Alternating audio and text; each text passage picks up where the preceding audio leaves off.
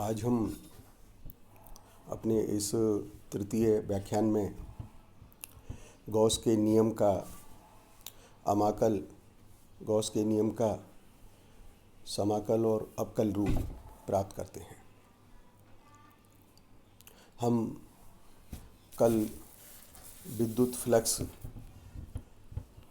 के बारे में जानकारी प्राप्त कर चुके हैं तथा गॉस के नियम का हमने अपने 12th क्लास में अध्ययन किया हुआ है और हमको ध्यान है कि जो गॉस का नियम है, ये गॉस का नियम किसी विद्युत क्षेत्र में काल्पनिक बंद पृष्ठ से निर्गत कुल विद्युत फ्लक्स तथा इस पृष्ठ के अंदर कितना आवेश है, उन दोनों के मध्य एक संबंध स्थापित करता है। हम जानते हैं कि इस नियम के अनुसार किसी विद्युत क्षेत्र में स्थित बंद पृष्ठ से निर्गत विद्युत फ्लक्स उस बंद पृष्ठ द्वारा परिबद्ध कुल आवेश की मात्रा, मान लीजिए Q है, तथा 4 पाई के गुणनफल के बराबर होता है। किसी विद्युत क्षेत्र में स्थित बंद पृष्ठ से निर्गत विद्युत फ्लक्स उस बंद पृष्ठ द्वारा परिबद्ध आवेश की मात्रा तथा 4 पाई के गुणनफल के बराबर होता है। के एक नियतांक है जिसका मान हमको ज्ञात है, यह मान 9 × 10⁹ होता है।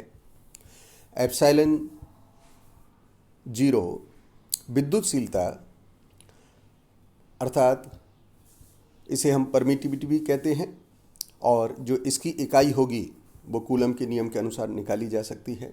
इसकी इकाई निकल के आएगी coulomb square oblique newton metre square होगी। हमको यह बात ध्यान रखना बहुत ज़रूरी है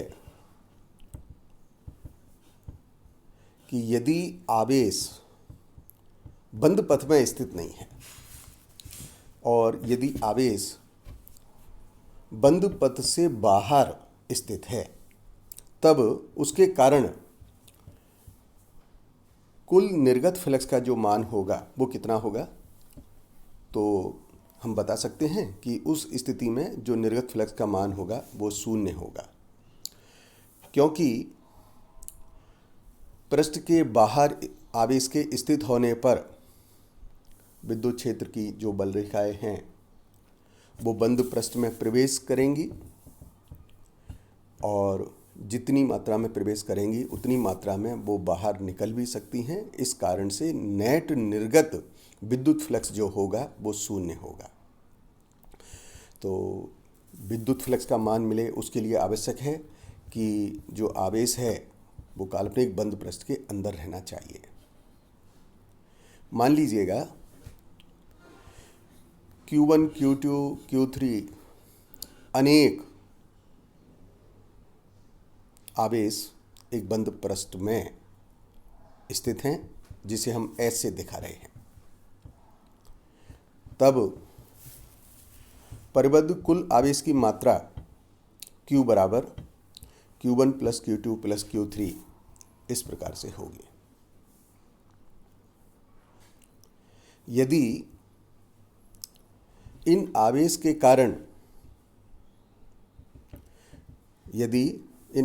कारण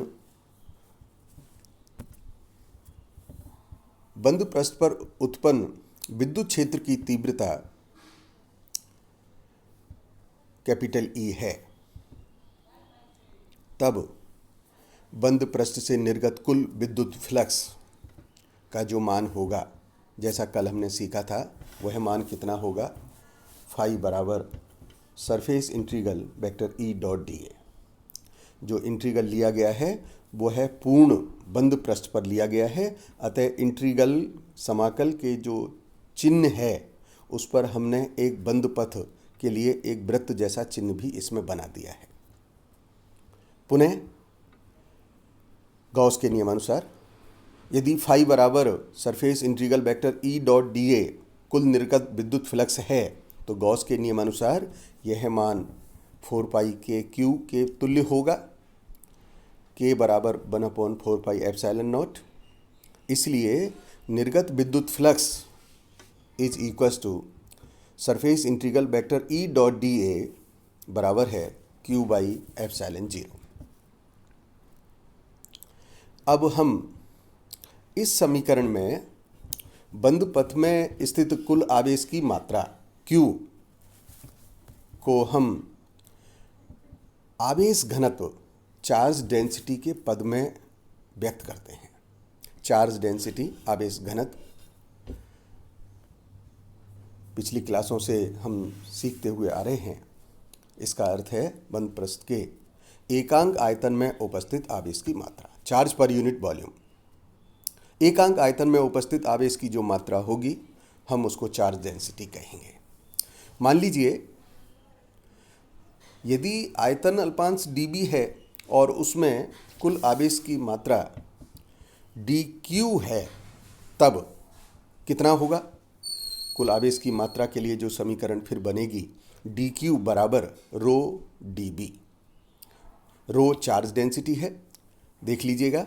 रो चार्ज डेंसिटी एकांक आयतन के आवेश, एकांक आयतन में उपस्थित आवेश के मान को व्यक्त कर रही है।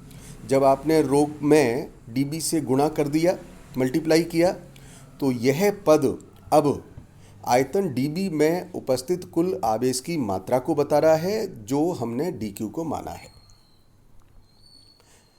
पुनः यदि संपूर्ण पृष्ठ S में आयतन परिबद्ध है कुल B, तब संपूर्ण पृष्ठ S द्वारा परिबद्ध आयतन में कुल आवेश की मात्रा कितनी होगी उसको ज्ञात करना है। निश्चित रूप से जो समीकरण अभी ज्ञात की है आयतन dB के लिए, हमें उसके दोनों पक्षों पर इंटीग्रल करना चाहिए, समाकल करना चाहिए। जब हम दोनों पक्षों पर समाकल करेंगे तो हमें संपूर्ण पृष्ठ S पर कुल परिबद्ध आयतन में आवेश की मात्रा को ज्ञात हो जाएगी। इसलिए integral dQ is equal to integral rho dB and integral dQ is equal to Q। Therefore Q संपूर्ण पृष्ठ S द्वारा परिबद्ध आयतन में कुल आवेश की मात्रा Q हो गई है। Q बराबर हो गया वॉल्यूम इंटीग्रल रो dB। इस Q के मान को हम जो गॉस के नियमानुसार समीकरण आई है उसमें स्थापित करते हैं। अतः गॉस के नियमानुसार कुल निर्गत flux phi is equal to surface integral vector E dot d A is equal to 1/एप्सिलॉन 0 वॉल्यूम इंटीग्रल रो dB। यह हमारी पहली समीकरण है और ध्यान रहे इस पहली समीकरण का जो बायां पक्ष है वह पृष्ठ समाकल है, जबकि दाहिना पक्ष 1/एप्सिलॉन 0 वॉल्यूम इंटीग्रल रो dB है ना, वॉल्यूम इंटीग्रल है।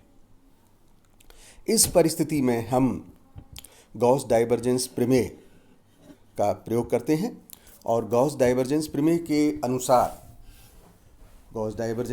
अनुसार हम सरफेस इंटीग्रल को वॉल्यूम इंटीग्रल में कन्वर्ट कर सकते हैं।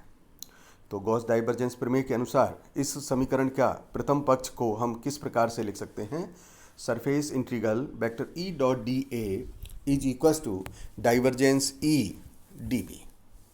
समीकरण 1 और समीकरण 2, समीकरण 1 और समीकरण 2, इन दोनों समीकरण की आप तुलना करें और जब दोनों समीकरण की तुलना करेंगे तो रिजल्ट आएगा divergence E is equal to rho by epsilon 0। Divergence E is equal to rho by epsilon 0। ध्यान दीजिए, ये जो समीकरण मिली है यह गॉस के नियम का अवकलन रूप है और जो प्रथम समीकरण चार्ज डेंसिटी के पद में जो आ रही है वह गॉस के नियम का समाकलन रूप है।